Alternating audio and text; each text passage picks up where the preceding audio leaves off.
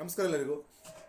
ಹಣಕಾಸು, ಫೈನಾನ್ಸ್, ಪ್ರತಿಯೊಬ್ಬರಿಗೂ ಹಣಕಾಸಿನ ಸಮಸ್ಯೆ ಇದ್ದೇ ಇರುತ್ತೆ. ಪ್ರತಿಯೊಬ್ಬರಿಗೂ ಹಣಕಾಸು ಅನ್ನೋದು ಭಾಳ ತುಂಬ ಅವಶ್ಯಕ.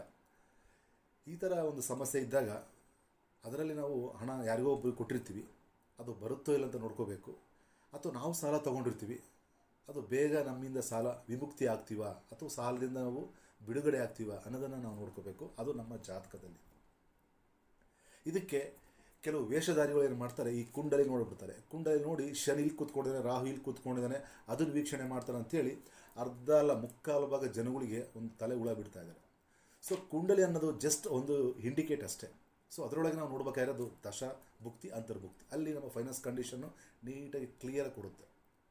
ಸೊ ಇದಕ್ಕೆ ಕೆಲವು ರೆಮಿಡೀಸ್ಗಳು ನಾವು ಫಾಲೋಅಪ್ ಮಾಡಬೇಕು. ಅದರಲ್ಲಿ ನಾವು ಬೇಕಾಗಿರೋದು ಮುಖ್ಯವಾಗಿ ಮಂತ್ರಗಳು.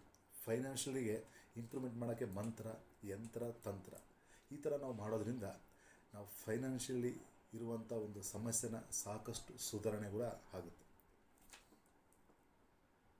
ಸರ್ವೇ ಜನಂ ಸುಖಿನೋ ಭವಂತು.